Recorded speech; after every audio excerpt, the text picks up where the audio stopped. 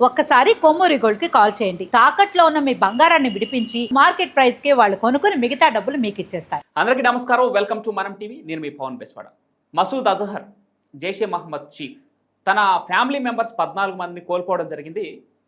పహల్గామ్ దాడికి ప్రతీకార చర్యగా భారత ఆర్మీ చేపట్టినటువంటి ఈ స్ట్రైక్లో. అయితే దీనికి ప్రతీకార చర్య తప్పకుండా ఉంటుందంటూ ఒక లేఖను రిలీజ్ చేయడం జరిగింది. దాంట్లో ప్రధాని మోడీకి హెచ్చరికలు జారీ చేయడం జరిగింది. చనిపోయిన నా కుటుంబ సభ్యులందరూ స్వర్గానికి వెళ్తారు, అల్లాని చేరుకుంటారు. అల్లా మమ్మల్ని ఆదేశించడం జరిగింది. ప్రతి ఒక్క శత్రు రక్తం కళ్ళ చూడకుండా మీ భూమిని వేయడమంటూ మసూద్ అజహర్ తన లేఖలో పేర్కొనడం జరిగింది. ఈ లేఖ గురించి విశ్లేషణ తీసుకుందాం. అసలు ఆ లేఖ వెనుక ఉద్దేశం ఏంటి, మళ్ళీ ప్రతీకార చర్యగా ఈ మసూద్ అజహర్ అనే వ్యక్తి ఎలాంటి ప్లాన్లు చేసే అవకాశం ఉంది, భారత్ దాన్ని ఎలా తిప్పికొట్టబోతుంది, విశ్లేషణ తీసుకుందాం. మనతో పాటు సామాజిక రాజకీయ విశ్లేషకులు, సోషల్ యాక్టివిస్ట్, ప్రముఖ ఆర్జే శేఖర్ భాషా గారు ఉన్నారు. సార్ నమస్తే. నమస్తే. మసూద్ అజహర్ గతంలో అనేక ఉగ్రదాడులు, పార్లమెంటుపై దాడి, పుల్వామా దాడి, ఇప్పుడు పహల్గామ్ దాడి, దీని వెనుక వాళ్ళ ఉగ్రవాద సంస్థలు వారు ఆత్మాహుతి చేసుకునేలాగా ప్రేరేపించి పంపిన వ్యక్తులే దీని వెనుకున్నారు. సో అలాంటి వ్యక్తికి కుటుంబానికి సంబంధించినటువంటి 14 మంది ఈరోజు ఈ భారత ఆర్మీ చేపట్టిన ఈ స్ట్రైక్లో చనిపోవడం జరిగింది. దానికి ప్రతీకార చర్యగా ఒక లేఖనైతే రిలీజ్ చేయడం జరిగింది. దాంట్లో ప్రధాని మోడీని టార్గెట్ చేస్తూ కొన్ని వ్యాఖ్యలు చేశారు. ఎలా చూడాలి లేఖని? పహల్గామ్ దాడి జరిగినప్పుడు ఒక వీడియో రిలీజ్ అయింది. ఒక అతను ఇట్లా జిప్ లైన్లో ఇట్లా పట్టుకొని వెళ్తున్నప్పుడు అక్కడ ఆ టెర్రరిస్టులకి కోఆపరేట్ చేసిన ఒక వ్యక్తి తను వదిలినప్పుడు ఏమన్నాడు? అల్లాహు అక్బర్ అన్నాడు. అల్లాహు అక్బర్, అల్లాహు అక్బర్, అల్లాహు అక్బర్ అంటున్న టైంలో అక్కడ తప్ప తప్ప తప్ప తప్ప గన్ షాట్స్, ఇదే సౌండ్ నిన్న మన మిస్సైల్ వెళ్ళి అక్కడ కొట్టినప్పుడు మీరు విన్నారా? ఆ వీడియో చూసారా? అల్లాహు అక్బర్, అల్లాహు అక్బర్, అల్లాహు అక్బర్ విన్నారా? సో అంటే అల్లా ఉన్నాడు. ఇక్కడ ఆ సౌండ్ వినబడినప్పుడు ఎవరైతే అన్యాయం చేశారన్నాడు మళ్ళీ అదే సౌండ్ అక్కడ వినబడింది. ఓకే. సో అల్లా ఉన్నాడు, అల్లా విన్నాడు, అందుకే అది జరిగింది. ఓకే. ఇక లేఖలు దేవుంది 100 రాసుకోవచ్చు. అతను ప్రతీకారం రగిలించడం అనేది ఒక రకంగా నేను మంచిగా చూస్తా. ఎందుకంటే ఇది ఇప్పుడు చల్లబడిపోయింది అనుకోండి, మన వాళ్ళు కొంచెం మెతకబడి తగ్గారనుకోండి, శాంతి శాంతి అని చెప్పి. సరే కొన్నాళ్ళు కామ్గా మళ్ళీ ఈ మసూద్ అజహర్ ఏం చచ్చిపోలేదు కదా, వాడు బతికే ఉన్నాడు. వాడు కాకపోతే వాడు వాడు పిల్లపాములు బోల్డ్ మంది తయారవుతారు. వీళ్ళకి అసలు స్కోపే లేకుండా చేయాలనేది కదా నా పాయింట్. వీళ్ళకి స్కోప్ లేకుండా చేయాలంటే పిఓకే మనం తీసుకోవాలి, వీళ్ళు ఇలా రగిల్చాలి. మన భారత ప్రభుత్వానికి అర్థం కావాల్సింది ఏంటంటే ఏదో ఒక దాడి చేసేస్తే ఇది అయిపోతుంది అనుకుంటే ఇప్పుడే అయిపోవాలి కదా. పుల్వామా అటాక్ మనం రిటాలియేట్ చేసినప్పుడు, మన సర్జికల్ స్ట్రైక్ చేసిన తర్వాత కూడా ఎందుకు జరుగుతున్నాయి ఇవి? ఎందుకంటే పిఓకే వాళ్ళ ఆధీనంలో ఉంది కాబట్టి. అది మనకి రానంత కాలం మన మెడ మీద కత్తున్నట్టే. యాక్చువల్గా మీరు చెప్పింది భవిష్యత్తులో జరగబోతా ఉన్నట్టు తెలుస్తుంది. ఎందుకంటే ఈ ప్రెసిడెంట్ స్ట్రైక్స్ తర్వాత భారత ఆర్మీ నుంచి వచ్చిన ఒకటి ప్రకటన, జస్ట్ ఇది ట్రైలర్ మాత్రమే, పిక్చర్ అభి బాకీ హై అని చెప్పేసి ఒక ప్రకటన విడుదల చేయడం జరిగింది. దీన్ని బట్టి చూస్తే మీరు చెప్పినట్టు కాశ్మీర్నే హస్తగతం చేసుకునే ఆ చర్యలే ముందు ఉండబోతున్నాయి అనే విధంగా తెలుస్తుంది. ఇప్పుడు మనం పెద్ద ఎక్కువ చేయక్కర్లేదు, కానీ జస్ట్ అక్కడ నించుంటే చాలు. కొన్నిసార్లు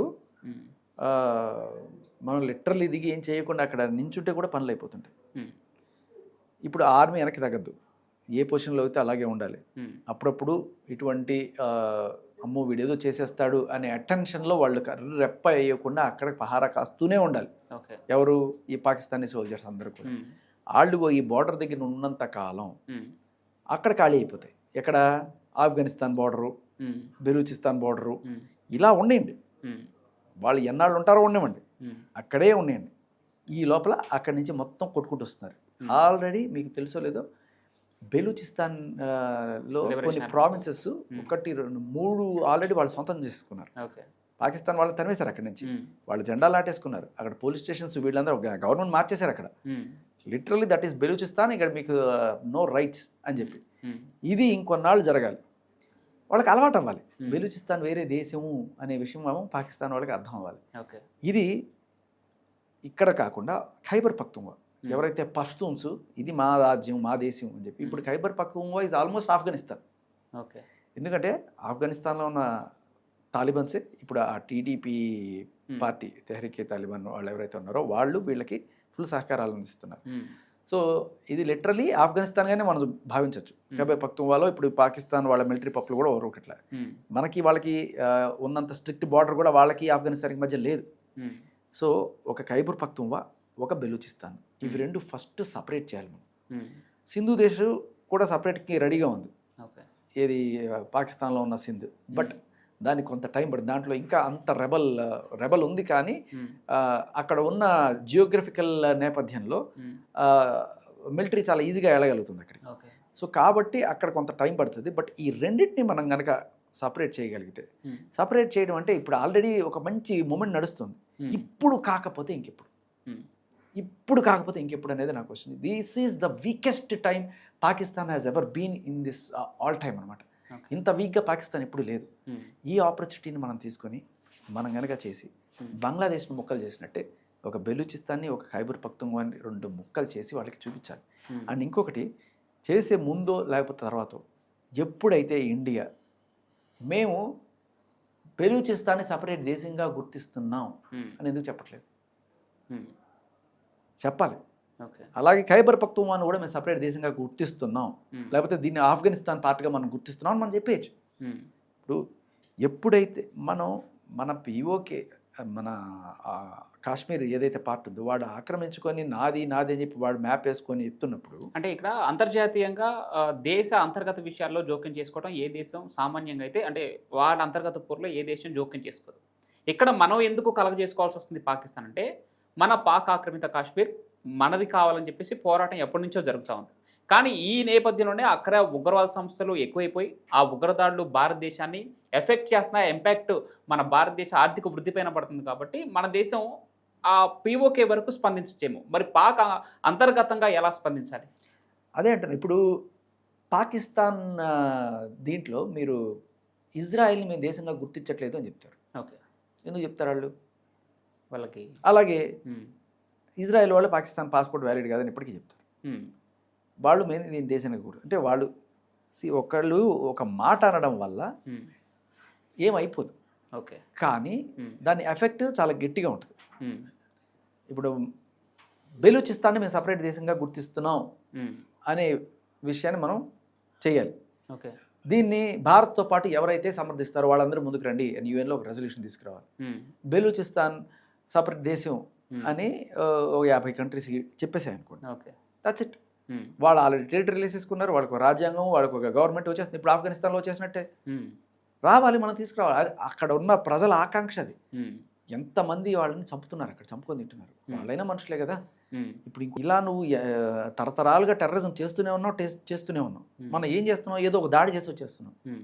ఇది ఓన్లీ మిలిటరీ సర్జికల్ స్ట్రైక్సే చేస్తున్నాం. పొలిటికల్గా మనం కొట్టట్లా. ఇది పాలిటిక్స్. ఇలా చేయాలి. మనం బెలూచిస్తాన్ని సపరేట్ దేశంగా ప్రకటించడం ఆ దమ్ముందా? ఓకే, ఇక్కడ ఇందాక మీరు ఒక మాట అన్నారు, అల్లా ఉన్నాడు, అల్లా విన్నాడు, అందుకే అది జరిగిందని చెప్పేసి మీరు ఒక మాట అన్నారు.